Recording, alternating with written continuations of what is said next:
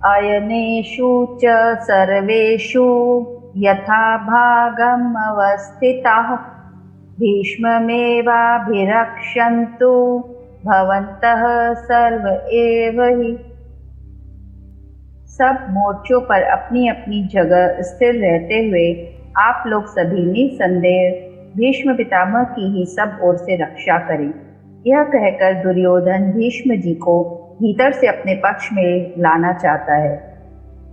ऐसा कहने का दूसरा भाव यह है कि किसी भी तरह शिखंडी उनके सामने न आ जाए। इसका आप लोग ख्याल रखें। अगर शिखंडी उनके सामने आ जाएगा तो भीष्म जी उस पर शस्त्रास्त्र नहीं चलाएंगे, क्योंकि शिखंडी पहले जन्म में स्त्री था और इस जन्म में भी पहले स्त्री था, बाद में पुरुष बना है। इसलिए भीष्म जी शिखंडी को स्त्री ही समझते हैं और उन्होंने शिखंडी से युद्ध न करने की प्रतिज्ञा कर रखी है। अतः शिखंडी से भीष्म की रक्षा हो जाएगी तो भीष्म जी सबको मारकर विजयी हो जाएंगे। तस्य संजनयन् हर्षं कुरुवृद्धः पितामहः सिंहनादं विनद्योच्चैः शंखं दद्मो प्रतापवान्। कौरवों में वृद्ध बड़े प्रतापी पितामह भीष्म ने उस दुर्योधन के हृदय में हर्ष उत्पन्न करते हुए उच्च स्वर से सिंह की दहाड़ के समान गरज कर शंख बजाया। यद्यपि कुरुवंशियों में आयु की दृष्टि से भीष्म जी से भी अधिक वृद्ध बाहलिक थे, जो कि भीष्म जी के पिता शांतनु के छोटे भाई थे। तथापि कुरुवंशियों में जितने बड़े बूढ़े थे उन सब में भीष्म जी धर्म और ईश्वर को विशेषता से जानने वाले थे। अतः ज्ञान वृद्ध होने के कारण संजय भीष्म जी के लिए कुरुवृद्ध विशेषण देते हैं। भीष्म जी के त्याग का बड़ा प्रभाव था। वे कनक कामिनी के त्यागी थे, अर्थात उन्होंने राज्य भी स्वीकार नहीं किया और विवाह भी नहीं किया। भीष्म जी अस्त्र शस्त्र चलाने में बड़े निपुण थे और शास्त्र के भी बड़े जानकार थे। ततः शंखाश्च भैर्यश्च पणवानक गोमुखाः सहसैवाभ्य हन्यन्त सशब्दस्तु मूलोऽभवत्। भीष्म पितामह के शंख वादन के पश्चात और भी शंख, नगाड़े तथा ढोल, मृदंग और नरसिंह आदि बाजे एक साथ ही बज उठे। उनका वह शब्द बहुत भयंकर हुआ, अर्थात उनकी आवाज बड़ी जोर से गूंजती रही। पितामह भीष्म का शंख बजते ही कौरव सेना के सब बाजे अनायास ही एक साथ बज उठे का तात्पर्य है उनके बजने में देरी नहीं हुई तथा उनको बजाने में परिश्रम भी नहीं हुआ। कौरव सेना में उत्साह आ गया युद्ध के लिए। इस अध्याय के आरंभ में धृतराष्ट्र ने संजय से पूछा था, युद्ध क्षेत्र में मेरे और पांडु के पुत्रों ने क्या किया। अतः संजय ने दूसरे श्लोक से 13वें श्लोक तक धृतराष्ट्र के पुत्रों ने क्या किया इसका उत्तर दिया।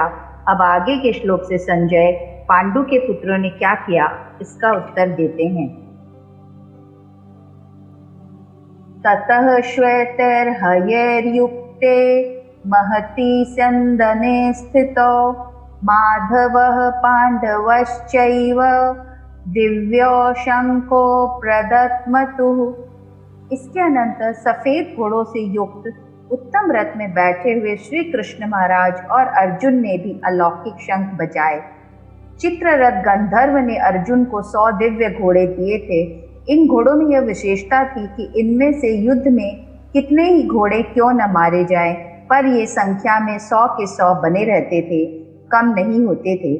इन्हीं 100 घोड़ों में से सुंदर और सुशिक्षित 4 सफेद घोड़े अर्जुन के रथ में जुटे हुए थे।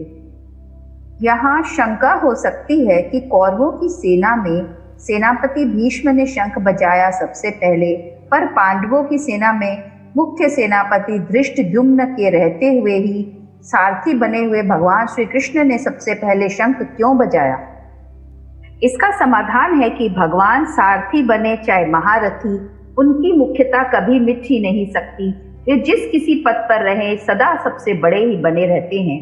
तात्पर्य है कि भगवान जिस किसी अवस्था में, जिस किसी स्थान पर और जहाँ भी रहते हैं, वहाँ वे मुख्य ही रहते हैं।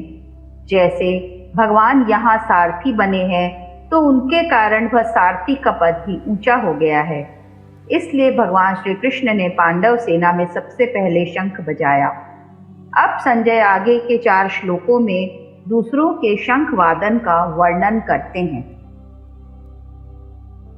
पांचजन्यम ऋषिकेशो देवदत्तम धनंजय पौंड्रम दद्मो महाशंखम भीमकर्मा वृकोदरः।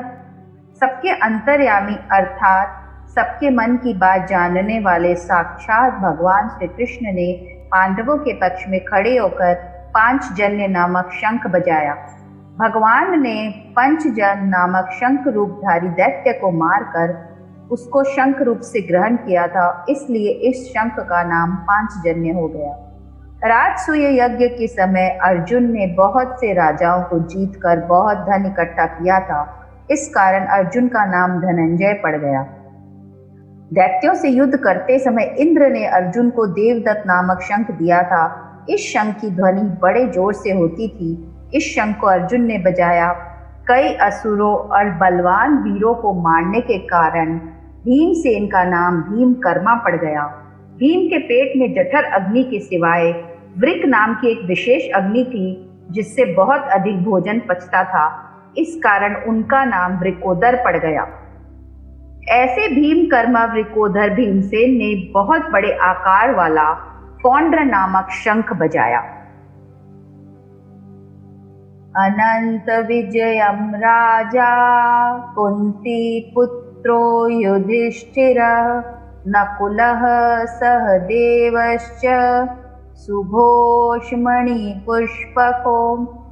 कुंती पुत्र राजा युधिष्ठिर ने अनंत विजय नामक और नकुल तथा सहदेव ने सुघोष और मणि पुष्पक शंख बजाए।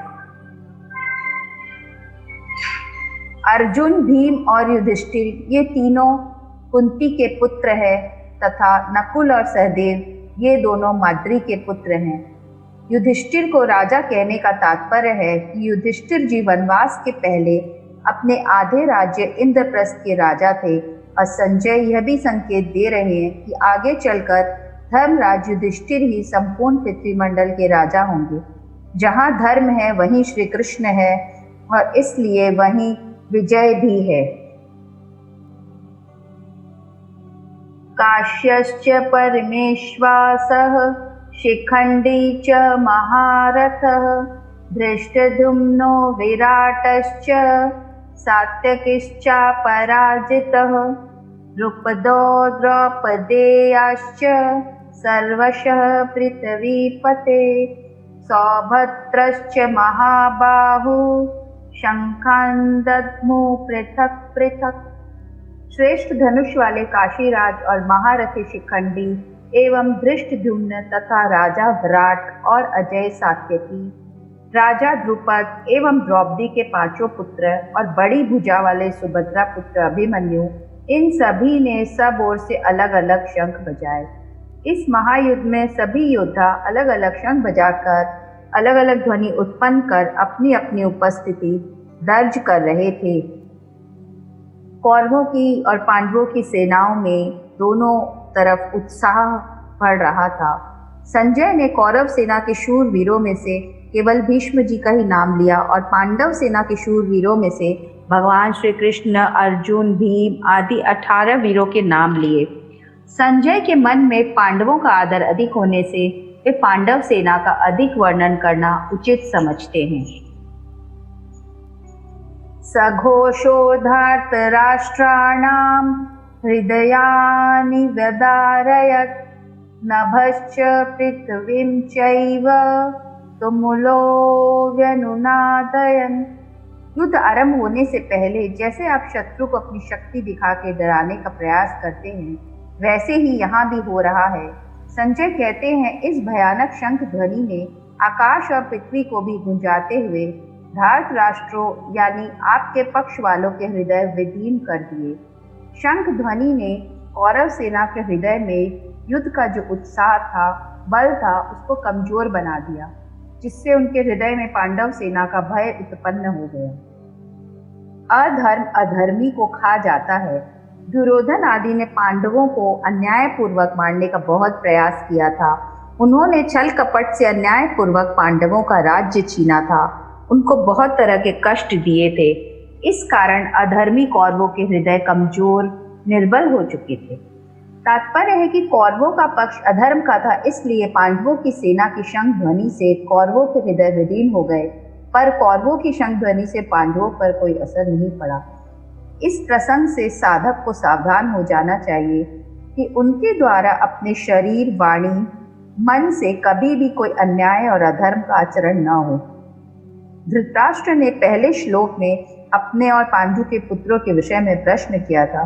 उसका उत्तर संजय ने दूसरे श्लोक से 19वें श्लोक तक दे दिया। अब संजय भगवत गीता के प्राकट्य का प्रसंग आगे के श्लोक से आरंभ करते हैं।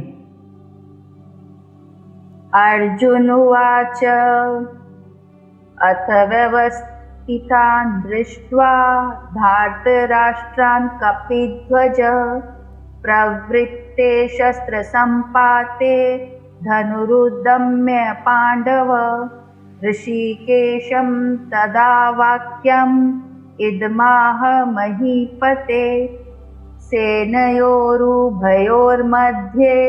रथं स्थाप्य मेच्युत।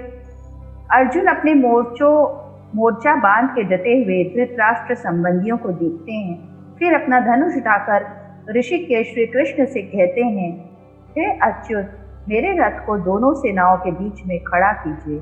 अच्युत अर्थात अटल, जो अपने स्थान पर से हटता नहीं, जिसका नाश नहीं हो सकता। श्री कृष्ण का एक नाम अच्युत भी था। अर्जुन अपने सारथी श्री कृष्ण से दोनों सेनाओं के बीच में जाने कह रहे थे। अर्जुन ने नारायणी सेना और कृष्ण में से श्री कृष्ण को इसलिए चुना था कि वो जानता था कि जब साक्षात भगवान उसके साथ है, यानी धर्म उसके साथ है, जिसके साथ धर्म होता है वो कभी हार नहीं सकता। अर्जुन के लिए कपिध्वज विशेषण देकर संजय धृतराष्ट्र को अर्जुन के रथ की ध्वज पर विराजमान हनुमान जी का स्मरण कराते हैं।